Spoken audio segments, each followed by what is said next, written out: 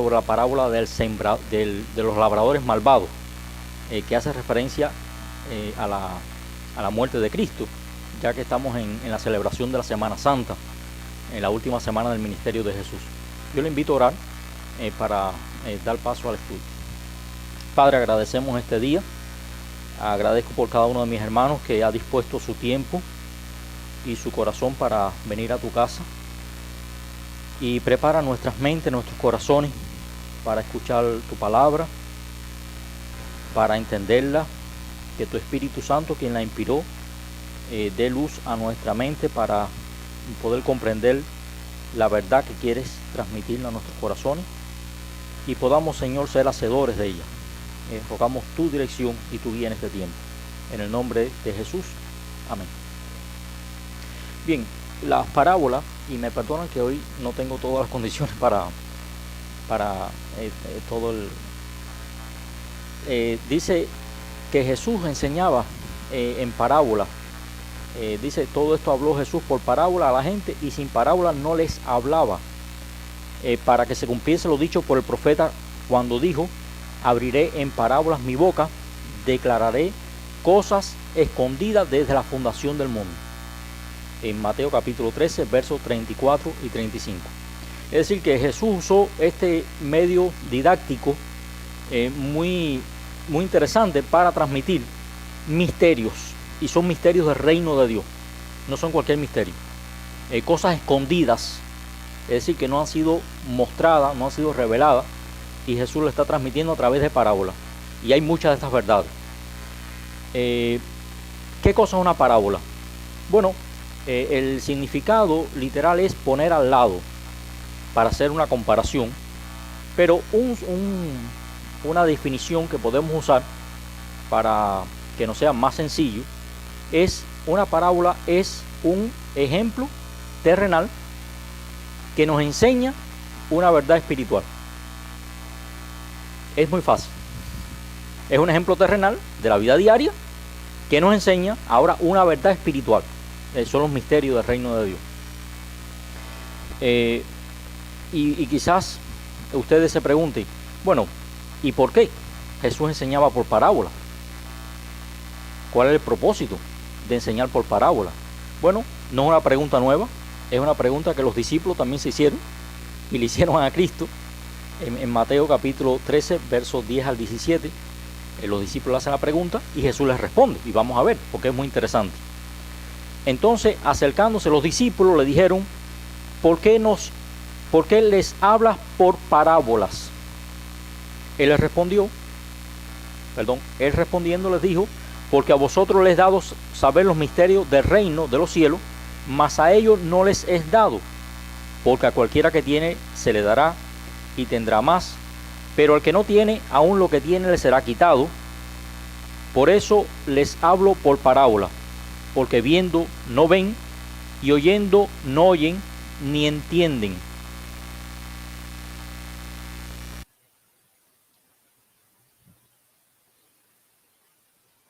De manera que se cumple en ellos la profecía de Isaías, que dijo: de oídos oiréis y no entenderéis, y viendo veréis y no percibiréis, porque el corazón de este pueblo se ha engrosado, y con sus oídos oyeron pesadamente, y han cerrado sus ojos para que no vean con los ojos y oigan con los oídos, y con el corazón entienda y se conviertan, y yo los sane. Pero bienaventurados vuestros ojos porque ven, y vuestros oídos porque oyen. Porque de cierto os digo que muchos profetas y justos desearon ver lo que veis y no lo vieron, y oír lo que oís y no lo oyeron. Bueno, aquí está el propósito que Jesús le explica por qué él le habla en parábola. Y parece ser que el propósito es un propósito doble.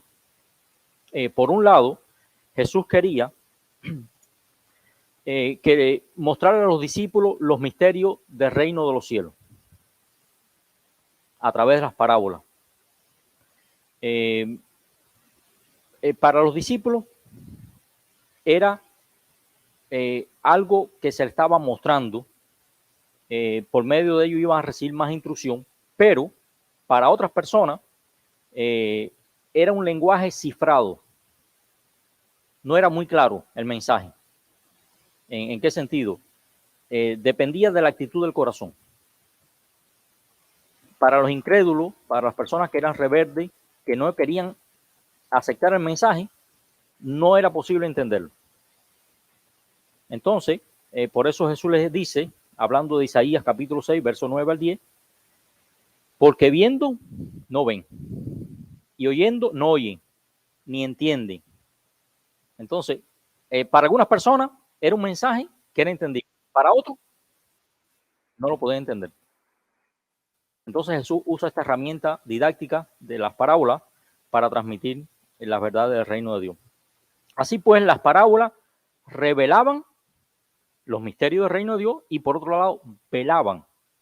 Era como una ventana, cuando no tiene la cortina, usted puede ver al otro lado y puede ver todo el paisaje, pero cuando está la cortina no puede ver con claridad lo que hay al otro lado. Y eso era el significado, el propósito del uso de las parábolas de Jesús. Velaba para los que creían, para los discípulos de Cristo, pero para los incrédulos, para los que rechazaban, era como una cortina, no podían ver. Escuchaban la parábola, pero no podían entender el significado. Entonces, para entender las parábolas, es importante tener en cuenta algunas cosas.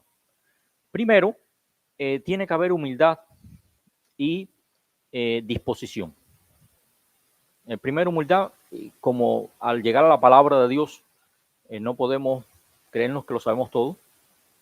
Tenemos que reconocer que es la palabra de Dios, que dependemos del Espíritu Santo para entender lo que Dios ha revelado, pidiendo que Dios nos hable. Y eso siempre, ¿es para las parábolas? Sí, pero es para todo. Es para todo el estudio de la Biblia. Segundo, disposición para obedecer. Entonces, esto es lo primario. Podemos tener todo lo demás. Podemos entender el contexto, la historia, interpretación, la explicación. Todo eso podemos, pero si no empezamos por un reconocimiento que es la palabra de Dios, y tenemos que ir no como que somos los expertos, sino que tenemos que, Señor, quiero que tú me muestres en tu palabra y quiero escuchar. Entonces, esto es lo primero. Segundo, el contexto y la historia. Cada parábola fue dicha en un contexto diferente. Es decir, si nosotros perdemos el contexto donde fue dicha, estamos perdiendo de la riqueza del mensaje. ¿Recuerdan cuando alguien le preguntó a Jesús cuál es el mandamiento más grande? Y Jesús tomó un niño y lo acercó y estaba contando la parábola y la pregunta se la hizo un niño. Entonces, hay un contexto, hay una historia en cada parábola. Es decir, que no se dice en un vacío. No es un mensaje que llega a un vacío. Hay un lugar, hay eventos, a veces hay preguntas.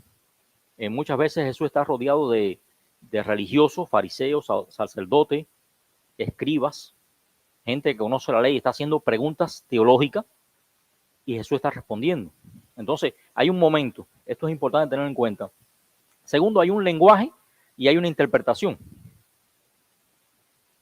Cada palabra tiene un lenguaje y hay una interpretación. Y hay que tener cuidado, porque muchas veces las parábolas se han alegorizado y se han usado, se han abusado, se ha enseñado de una forma que no es correcta. Se ha dicho, bueno, esto significa esto, pero va muy lejos de las escrituras. Entonces, hay que entender el pasaje, lo que Jesús está diciendo, para hacer una interpretación correcta y no abusar del texto.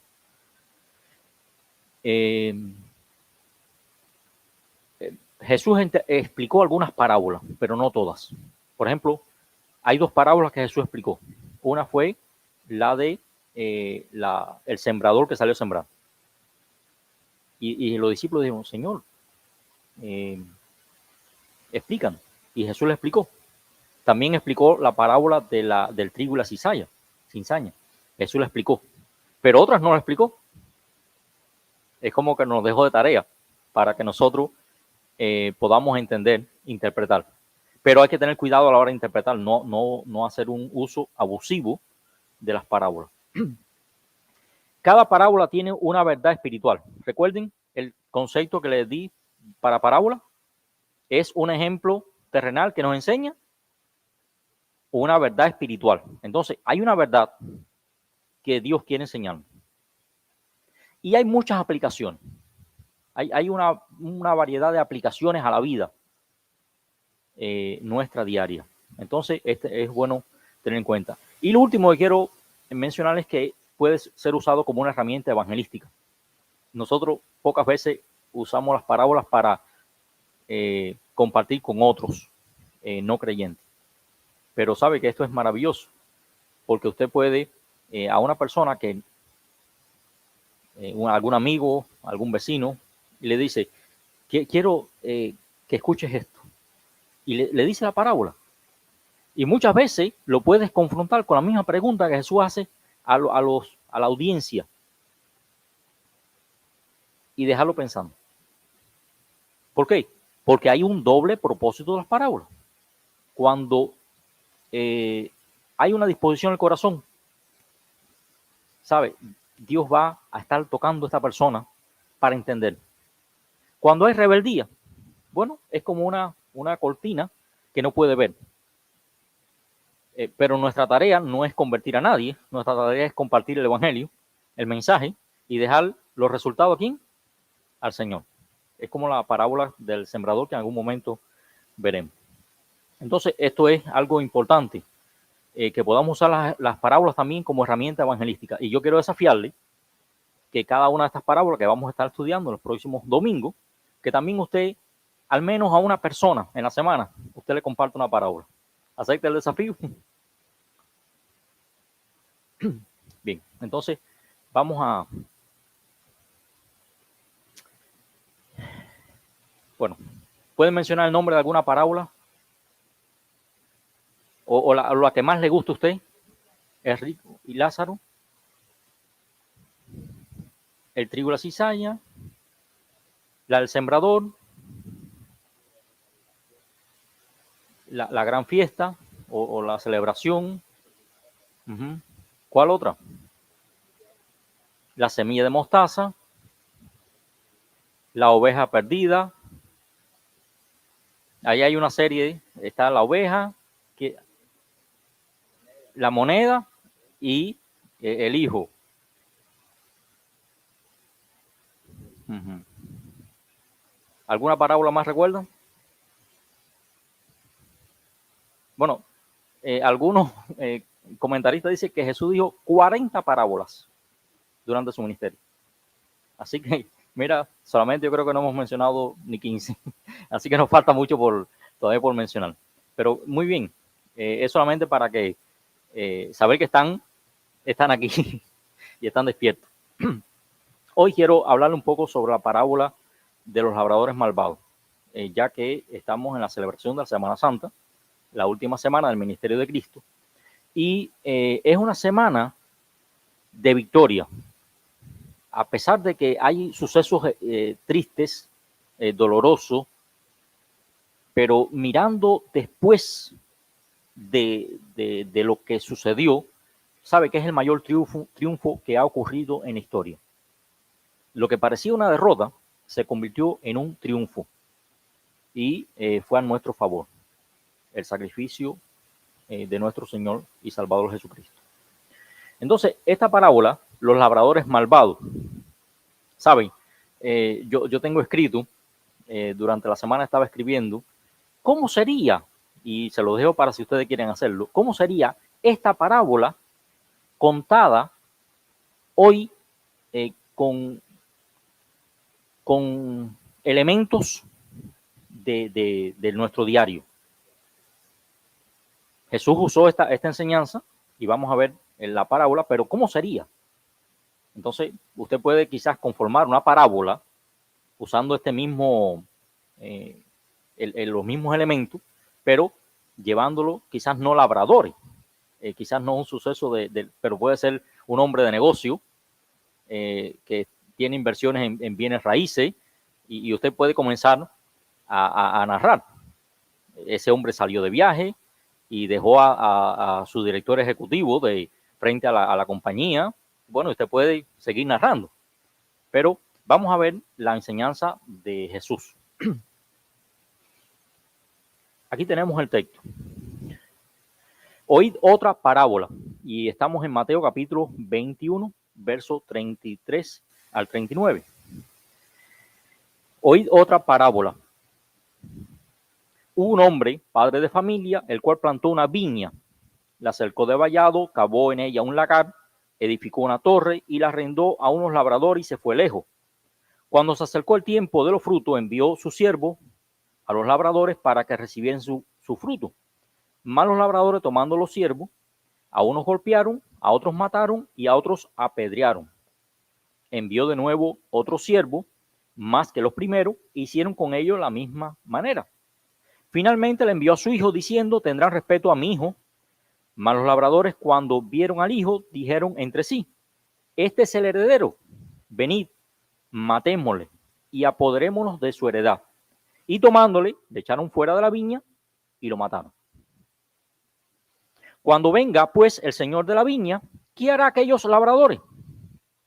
Le dijeron: a los malos destruirá sin misericordia y arrendará su viña a otros labradores para que le paguen el fruto a su tiempo. Jesús le dijo: ¿nunca leíste las escrituras? La piedra que desecharon los edificadores ha venido a ser cabeza del ángulo. El Señor ha hecho esto y es cosa maravillosa a nuestros ojos. Por tanto os digo que el reino de Dios será quitado de vosotros y será dado a gente que produzca los frutos de él. Y el que cayere sobre esta piedra será quebrantado, y sobre quien ella cayere le desmenuzará.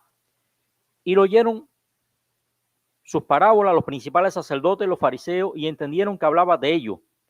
Pero al buscar cómo echarle mano, temían al pueblo, porque éste le tenía por profeta. Ahora vamos a seguir el orden que yo lo estaba mencionando al principio del estudio de las parábolas. Primero, ¿cuál es? Humildad y disposición. ¿Por qué no le pedimos al Señor que nos dé eso ahora? Señor, gracias por tu palabra y queremos rogarte una vez más que tú prepares nuestros corazones para tu palabra. Estamos ante ti y queremos escuchar tu voz. Y también queremos que nos dé un corazón dispuesto para obedecerte. En el nombre de Jesús. Amén. Gracias, hermana. Muy buena memoria. Pensé que iban a decir el contexto. Muy bien. Excelente. El contexto es lo segundo. Porque esta parábola fue dicha en un momento. Había alrededor de Jesús principales sacerdotes y ancianos del pueblo que preguntaron a Jesús. Le hicieron dos preguntas. ¿Cuáles fueron? ¿Con qué autoridad tú haces esto? ¿Y quién te la dio? Fíjate, esta parábola se está dando en un contexto donde están cuestionando la autoridad de Cristo. ¿Quién tú eres? El verso 24, Jesús está respondiendo. Jesús le responde con una pregunta y con dos parábolas. Jesús está respondiendo. Vamos a ver la segunda parábola, no vamos a mencionar ahora la primera, usted puede leerla. Verso 45 al 46, vemos el resultado de las parábolas. Los principales sacerdotes y los fariseos entendieron que hablaba de ellos. Ahora, una cosa curiosa, ¿ellos entendieron la parábola? No. ¿Por qué? Porque las parábolas tenían un propósito de cortina que velaba y no permitía ver los misterios del reino de Dios. Aunque aquí nos dice que ellos entendieron que hablaban de ellos entendieron que tenía que ver con ellos, pero no entendieron. ¿Por qué? Porque dice el versículo siguiente, final, dice, entonces estaban viendo cómo podían atrapar a Jesús, prenderlo, pero temían al pueblo. Entonces no entendieron porque ellos mismos iban a cumplir la sentencia que Jesús estaba diciendo. Iban a matar al hijo. al heredero. Entonces, esta parábola no podemos perder de vista la razón por la cual Jesús dice estas palabras. Jesús tenía autoridad para enseñar, puesto que es el Hijo de Dios y recibió esta autoridad de su Padre. Entonces, ahí está toda la respuesta de Jesús en relación con la parábola. Hay un lenguaje y hay una interpretación de esta parábola. Jesús hace una clara referencia a toda la historia del Antiguo Testamento. Jesús recorre todo el Antiguo Testamento para decir que este dueño que había plantado una viña había enviado a sus siervos, haciendo referencia a los sacerdotes, a los profetas, a los jueces que Dios había enviado al pueblo, pero el pueblo no lo escuchó. ¿Sabe? Cuando usted lee la historia en el Antiguo Testamento de los profetas, ¿fueron aplaudidos? ¿Fueron reconocidos? No. Isaías, el profeta Isaías, uno de los autores de los profetas que más escribió, fue aserrado, fue metido dentro de un tronco seco y aserrado, picado a la mitad. Entonces, no, el pueblo no lo escuchó, el pueblo no lo recibió. La parábola dice que el dueño envió a su hijo, a quien sacaron fuera de la viña y lo mataron. Mira, Jesús usa las palabras de una forma excepcional y dice, ¿qué hicieron con el hijo? Lo mataron. Y Jesús cuenta los detalles con toda precisión. Lo sacaron fuera de Jerusalén y lo crucificaron, haciendo una clara referencia a Cristo. Y hay una pregunta: cuando venga, pues, el Señor de la viña, ¿qué hará con estos labradores? Hay una pregunta aquí muy interesante, que le hace ¿a quién? ¿A quién Jesús le hace esta pregunta? A los fariseos, a los sacerdotes, a los ancianos del pueblo que estaban ahí escuchando. Él le hace esta pregunta y ellos mismos la responden. Los fariseos y los sacerdotes, los ancianos, que no quisieron responder la primera pregunta que Jesús le dijo: Juan el Bautista fue enviado por Dios a los hombres. Y ellos dijeron: espérate, si respondimos esto, vamos a caer en una trampa. Mejor no respondemos. Ellos no quisieron responder la primera pregunta, pero ahora sí les responden esta pregunta, pero dando un cumplimiento exacto a lo que Jesús acababa de decir. Entonces, vemos la interpretación de esta parábola. Hay tres aplicaciones y hay una verdad espiritual. Primera aplicación, verso 42, Jesús le dice: ¿nunca leíste la escritura? La piedra que desecharon los edificadores ha venido a ser cabeza del ángulo. El Señor ha hecho esto y es cosa maravillosa a nuestros ojos. Esto es una referencia al Salmo número 118, verso 22 al 23. Y esto era un refrán en el pueblo de Israel. Cuando se fue a construir el templo de Salomón, Dios había ordenado que allí no se podía labrar las piedras, las rocas que fueron construidas. Tenían que ser labradas en otro lugar, y toda la construcción del templo fue hecho en silencio. No podía haber ruido. En la cantera, donde estaban labrando las rocas, habían todos los mineros extrayendo de la profundidad las rocas con las medidas. Ellos tenían todo el plano, las medidas de cada roca, para que fueran trasladadas, enumeradas hacia el templo, y allí los constructores estaban, es decir, que habían básicamente tres grupos: los mineros, los que transportaban aquellas grandes rocas, y los constructores. Entonces estaban sacando las rocas, 1, 2, etcétera, y iban llegando, y en el orden que iban llegando, iban construyendo.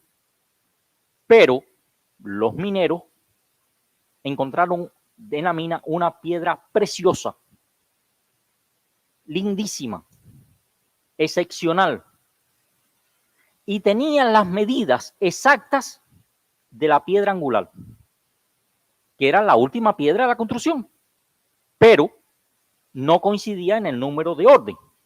No podían dejarla en la mina. ¿Qué hicieron? La enviaron hacia la construcción, pero sin número.